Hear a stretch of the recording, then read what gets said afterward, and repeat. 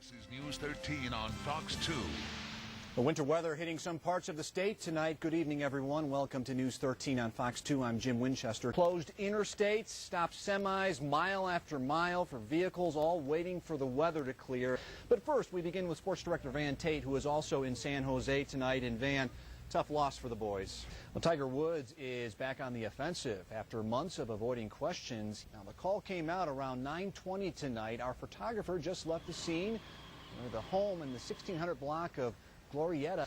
Well, what a difference a day makes in New Mexico weather. Meteorologist Travis Christie here now with the full forecast. Travis. Yep. As we leave you tonight, a look at the sights and sounds of today's early morning snowfall in Valencia County, shot by our chief photographer, Carrie Olson.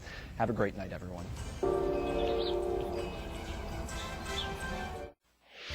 From the KRQE News 13 Newsplex, this is News 13 on Fox 2. The winter weather hitting some parts of the state tonight. Good evening, everyone. Welcome to News 13 on Fox 2. I'm Jim Winchester. Tim Maestas has the night off. Well, depending on where you are, get ready for a mix of snow and wind this week. Here's meteorologist Travis Christie with details. Well, Jim, in just a bit. Could be a busy week. Okay, thanks, Travis. Well, tonight's cold temperatures are only adding to the concerns of an Albuquerque woman whose brother went missing earlier today. 27-year-old Norman Lamb was last seen about 9:30 this morning. He walked outside his home in the 1300 block of Constitution near Tramway. Never came back. He's 6'1" with brown hair and brown eyes. Albuquerque police ask if you see him to please call 242-COPS. Law officers in the city and county of Santa Fe are looking for two men who tried to abduct schoolgirls in a separate instance this past week. Police say a 10-year-old girl was walking to school about 7:30 Friday morning when a man got out of a dark SUV at the intersection of Meadow and Airport and began following her. The man driving the dark SUV is described as having a dark complexion and a nose ring. He's about 5'7" with medium build. Well, in light of the recent attempted abductions, now may be a good time for young girls and women to learn how to fend off an attacker. Today, the New Mexico National Guard hosted a workshop to teach young girls and women to learn how to fend off an attacker. News 13's Caitlin McCarthy was there.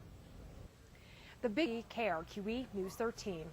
And for a list of upcoming seminars, go to our website, casa.com, and click on news links.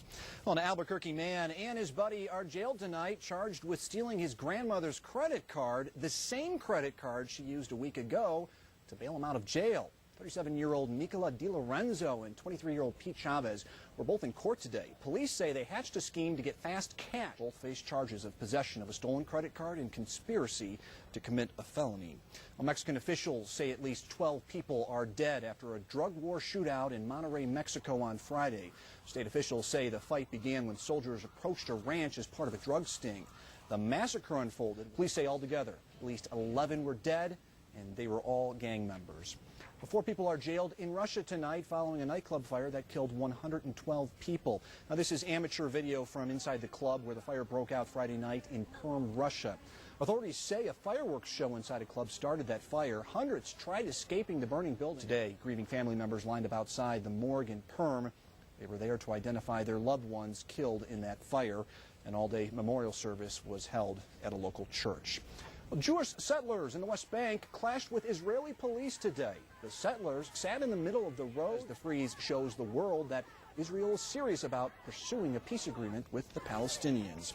Well, back here in the U.S., there's a lot of debate and controversy surrounding the president's deadline for troop withdrawal in Afghanistan. Fox News' Caroline Shively explains what it means. Fox News.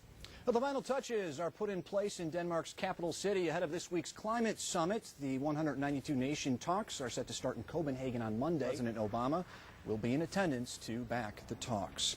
On Capitol Hill today, the Senate continued to debate health care reform, but reaching consensus has eluded lawmakers. A full day of debate is scheduled for tomorrow. Well, the city of Espanola is getting into the holiday spirit, and that story is coming up next. And Albuquerque's Jewish community turned out in force today for a Hanukkah festival.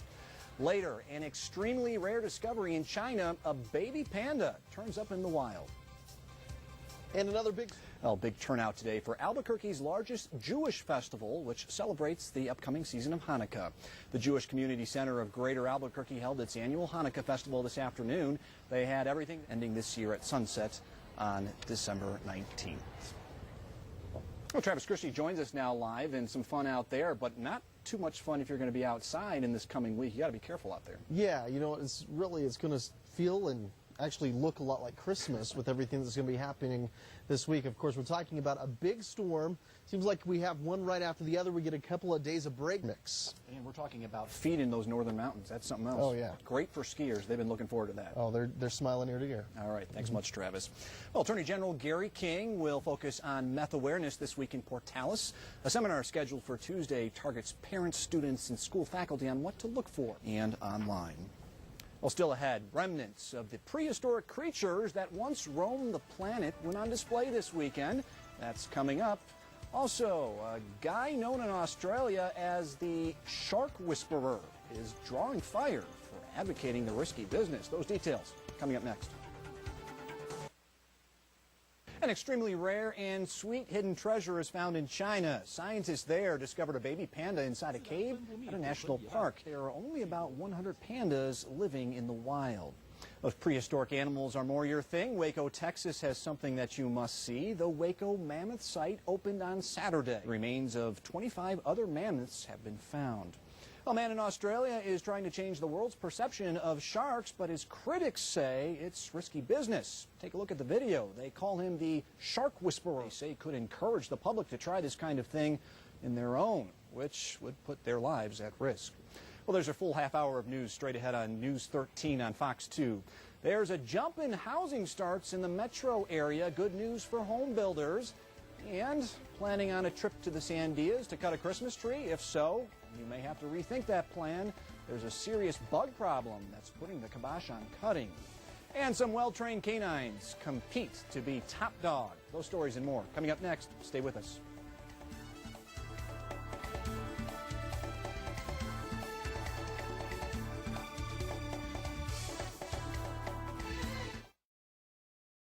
Good evening. News 13 has learned surprising new information about the deadly exchange of gunfire between Sandoval County Sheriff's deputies and fugitive murder suspect Joseph Burgess. Burgess, known as the Cookie Bandit, had been hiding in the Jemez Mountains for years and burglarizing cabins. Early last Thursday, Sheriff Sergeant Joe Harris and Deputy Teresa Moriarty were on a mission to catch Burgess. Here's Jim Winchester with what we now know about what happened. When the deputies arrived in the wooded area near La Cueva, they took their gear from their vehicle into the cabin where they were running the stakeout. News 13 has learned that for some unknown reason, Deputy Moriarty left her gun in the vehicle. Sergeant Harris had two weapons, so he gave her one. News 13 has learned it was a gun that Moriarty was not familiar with. Sometime later, as the deputies hid inside the cabin, Burgess came in through a window. Harris and Moriarty both identified themselves as officers and ordered Burgess to turn around. Burgess, now inside the cabin with his back to the deputies, didn't respond. And when he refused to turn around, there was a struggle.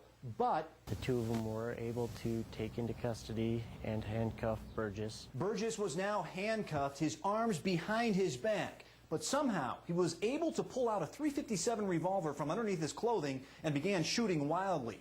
Sergeant Harris made an attempt to stop Burgess, but the first shot from Burgess hit him in the hand. The second shot hit him in the groin, severing an artery. Now, News 13 has learned that as Sergeant Harris lay here mortally wounded, his partner, Deputy Moriarty, attempted to fire a weapon that she was not familiar with. Burgess then started to fire at Moriarty, who attempted to return fire but wasn't able to work the gun, handed it back to Harris, and Harris then shot and killed Burgess. Moriarty then ran to a neighboring cabin and asked residents to call for help because she didn't have cell phone service nor police radio coverage. News 13 has learned that supervisors at the Sandoval County Sheriff's Office did not know where the pair was. Now, when emergency crews finally reached Harris, they rushed him to the hospital where he died. Diane, back to you. Okay.